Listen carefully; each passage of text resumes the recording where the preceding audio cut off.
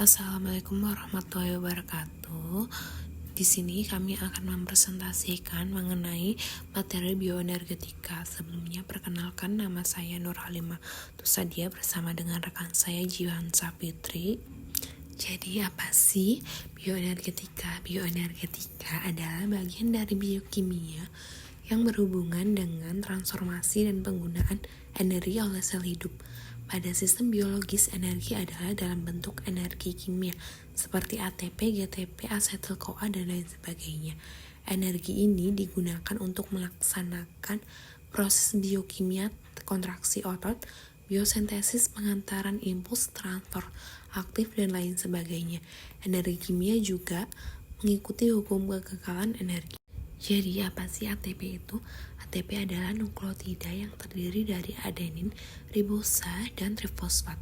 Bentuk aktif ATP adalah kompleksnya yang bersama dengan Mg2+ atau Mn2+.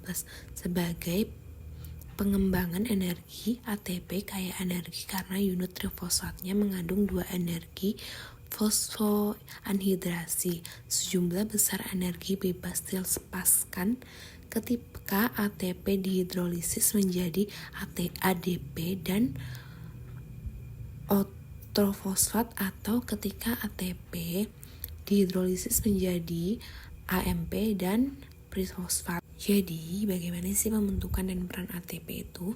Pembentukan ATP terjadi terutama dalam mitokondria melalui proses fosforilasi ADP.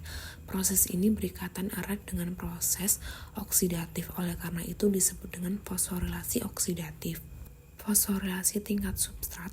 Fosforilasi tingkat substrat adalah pembentukan langsung ATP atau GTP dengan mentransfer gugus fosfat dari senyawa berenergi tinggi ke molekul ADP atau PDP. Selanjutnya yaitu transformasi energi di dalam mitokondria, yaitu terbagi menjadi 3 sumber utama yang berperan dalam penangkapan energi, yaitu glikolisis, sintesis sitokin asam sitrat, dan fosforilasi oksidatif. Proses glikolisis.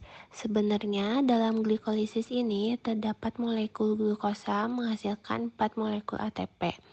Tetapi 2 molekul yang terbentuk digunakan untuk beberapa reaksi kimia yang bersifat endorgonik. Jadi, total ATP yang digunakan pada reaksi glikolisis adalah sebanyak 8 ATP. Di antaranya 2 dari fosforilasi tingkat substrat dan 6 dari oksidasi 2 NADH pada fosforilasi oksidatif. Peranan ATP dalam sel, reaksi eksogenik dan endorgonik selalu berkaitan. Fosfat energi tinggi lainnya, lalu kreatin fosfat ada 4. Yang pertama dalam otot rangka, jantung, spermatozoa, dan otak. Mempertahankan konsentrasi ATP dalam otot.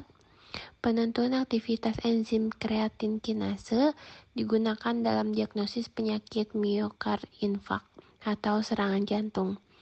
Fosfat energi tinggi dalam bentuk ATP atau yang berasal dari fosforilasi oksidatif, fosforilasi TK, dan substrat. Dan kreatin fosfat akan melepaskan yang kemudian digunakan oleh tubuh sebagai peranan ATP. Rantai transport elektron dan fosforilasi oksidatif. Rantai transport elektron dan fosforilasi oksidatif ada 4. Yang pertama, kompleks NADH dehidrogenase terdiri dari 43 rantai polipeptida yang mempunyai FMN sebagai gugus prostetik. Senyawa ini berfungsi untuk mengkatalis reaksi NADH ditambah H+ ditambah FMN dihasilkan NAD+ ditambah FNH2. Yang kedua, pada kompleks 2 merupakan titik masuknya FADH2 yang diproduksi oleh suksinat dehidrogenase.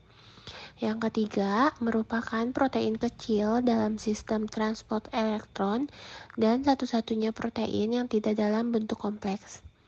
Yang keempat, dikenal sebagai sitokrom oksidase karena mengambil elektron dari sitokrom C dan mentransfernya ke O2. dapat terhambat oleh sianida, azide, dan CO.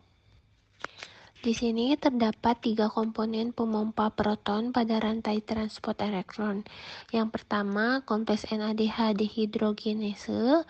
Yang kedua, kompleks sitokrom BC1. Yang ketiga, kompleks sitokrom AA3 atau sitokrom oksidase. Terima kasih. Sekian dari presentasi kami berdua. Apabila ada yang tidak jelas, boleh ditanyakan di kolom komentar.